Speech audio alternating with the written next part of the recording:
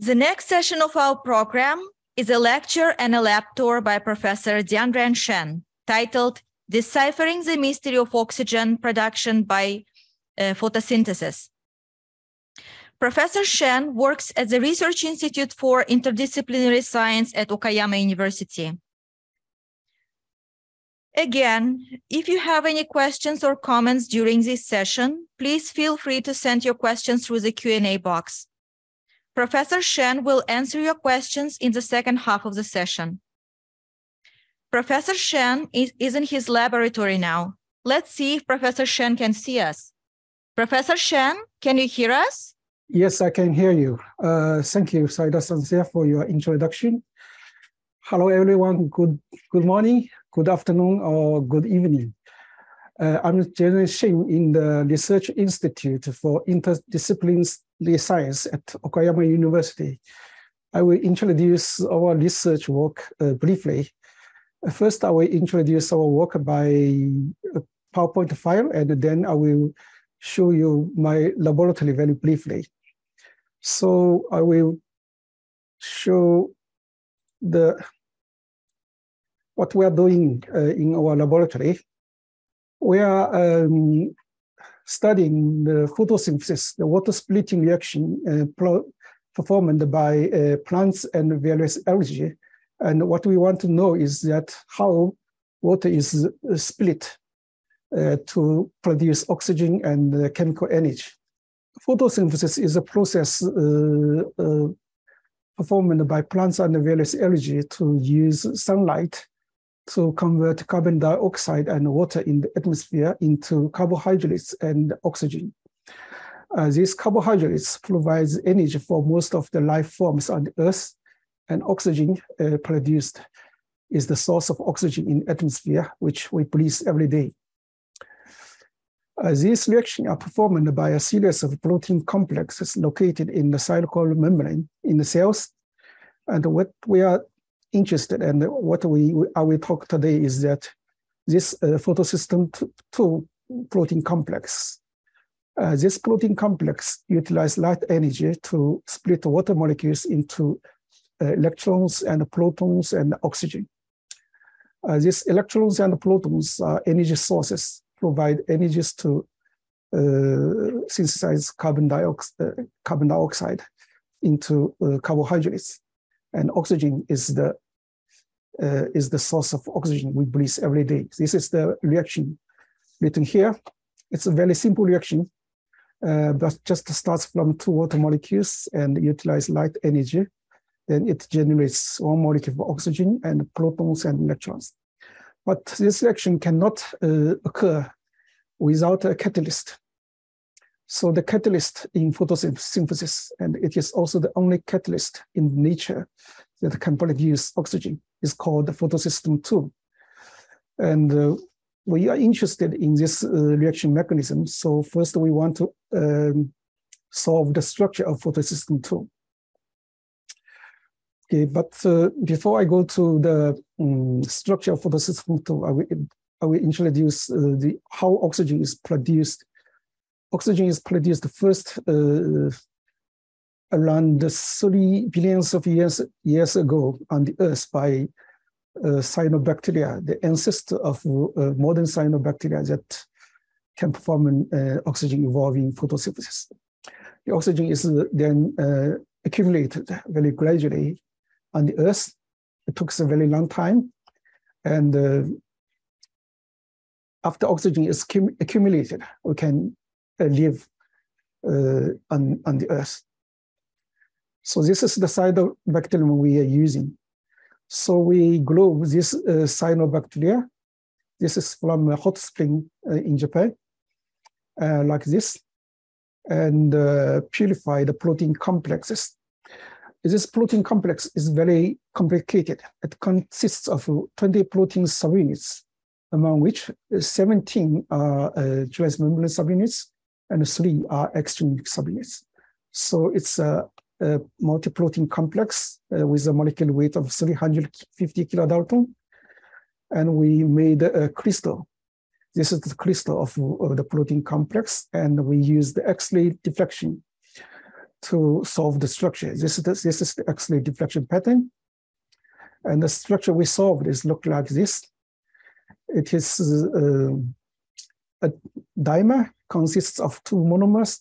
So the total molecular weight is 700 kilodalton, consists of 40 subunits.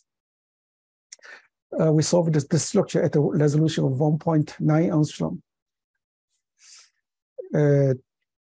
So the water splitting catalyst is located in this area, and it is consisted of a manganese 4 calcium cluster consisting of 4 manganese ions, 1 calcium ion, and 5 oxygen atoms.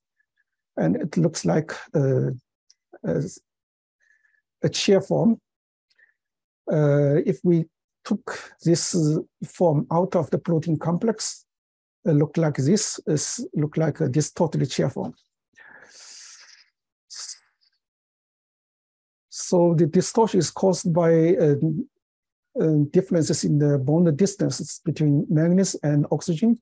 And one oxygen located here has a very long distance to the nearby manganese ions, so suggesting that this oxygen may be cut out to form oxygen molecule. So this suggests that this area involving this oxygen O5, we call it, and the 2 water molecules may be the reaction site to provide the oxygen molecule. However, this reaction proceeds through 4 protons, 4 photons.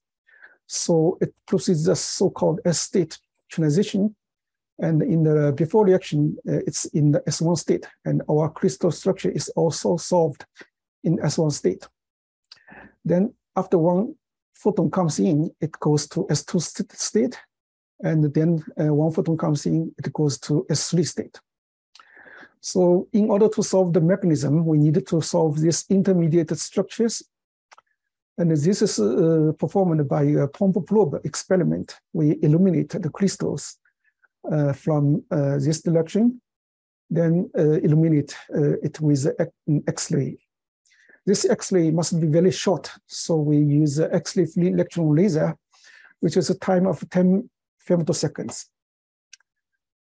So we use very small crystals, and the experiment is looking like here. We illuminate the crystals every 1 time, then illuminate it with an X-ray laser.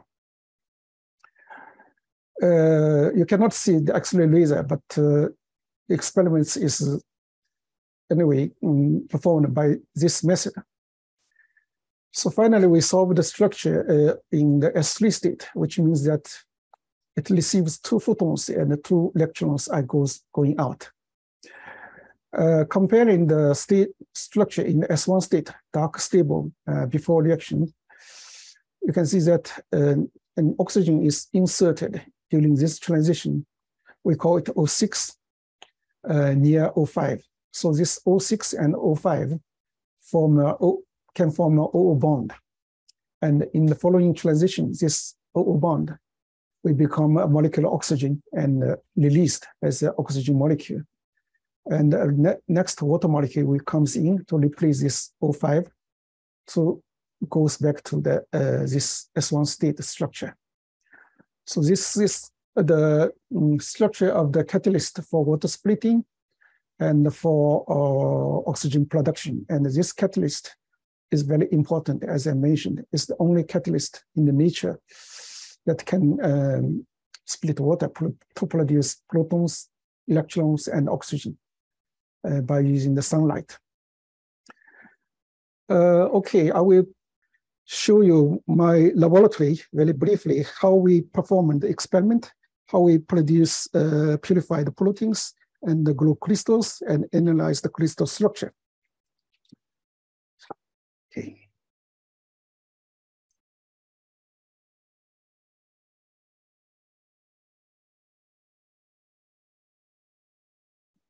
Okay, this is the cyanobacterial cells. We grow these cells in the chamber, and it is grown under light illumination. and doubled with 3% carbon dioxide containing air. Does not require any organic compounds.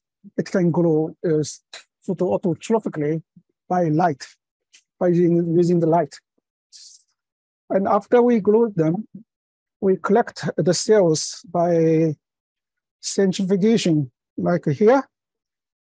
And after several steps of purification, we finally purify the protein crystals with a column. It is called liquid chromatography column. This is the column we use to purify the protein crystal, protein samples by a machine called liquid chromatography. And it has to be done at a low temperature, 4 degrees centigrade. After we purify the protein crystals samples, we grow the protein crystals in a chamber. And this is the chamber we are using to grow the crystals.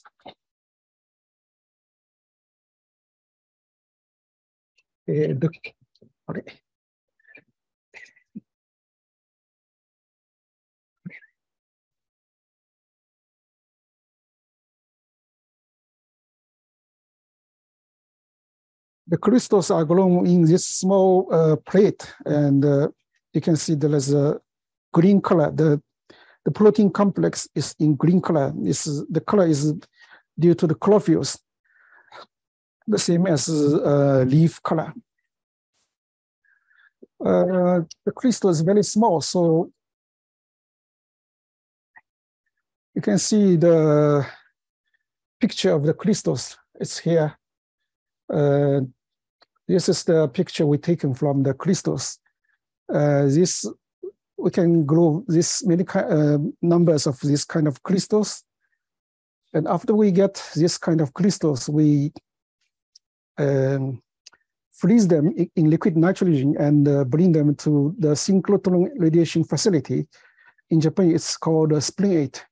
And we illuminate the crystals with X-rays. Then we can collect data, X-ray diffraction data in SPLIN-8. After we collect X-ray data, we will analyze the structure by computer program.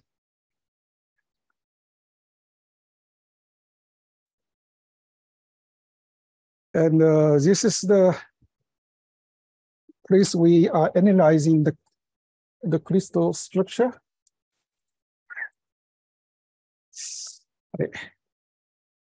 Okay. And this is the crystal structure we solved at a resolution of 1.9 angstrom. You can see these are the protein backbones, and there are many water molecules. This red dot are water molecules, and these are protein helices. And these are manganese calcium cluster. And the different color represents different protein subunits. You can see this is the structure of photosystem 2. This blue dots represents water molecules, and this area in the middle is a membrane, is within the membrane. So it's a hydrophobic region. So there is little water molecules in the middle, but there is a lot of water molecules in the two sides, in the surface of the membranes. The catalyst I mentioned, the manganese calcium cluster, is located in the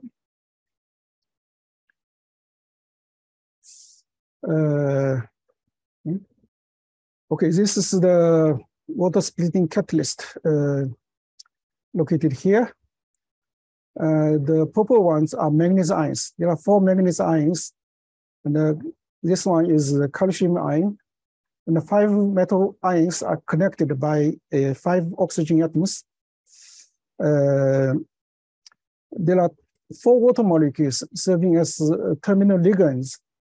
2 water molecules are ligated to manganese ion, and the 2 are not ligated to the calcium ion. Okay. So there are 2 water molecules in the calcium ion and 2 water molecules in the manganese ion. There are also many water molecules surrounding this cluster, but these water molecules do not provide the ligands to these metal ions directly. So other ligands are provided by the amino acid residues. Okay, this is what we are doing in my laboratory. And we think we have solved the structure of the water splitting catalyst and solved the mechanism of oxygen production. Okay, this is the end of my introduction, and I have some time to answer questions. So I have one question is that what attracts you to photosynthesis research?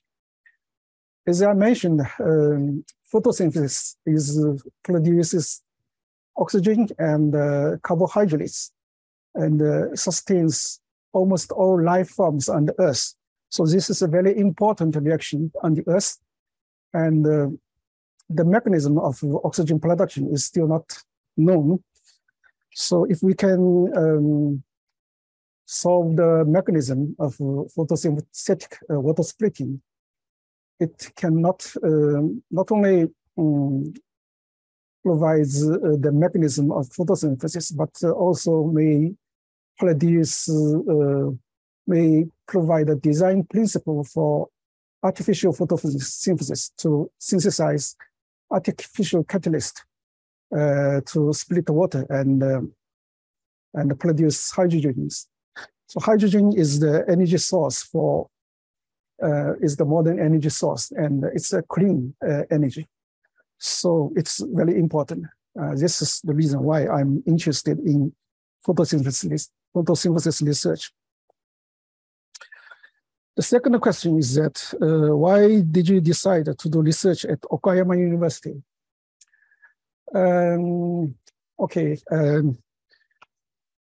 Okayama University is very close to a synchrotron radiation facility, Spring 8. Before I moved to Okayama University, I was working at Spring 8. And the reason I moved to Okayama University is that Okayama University is, first, is close to the synchrotron radiation facility. Second, it has a very freedom to do research. So we can do what we wanted to do. So this is very important for us to pursue our research work. I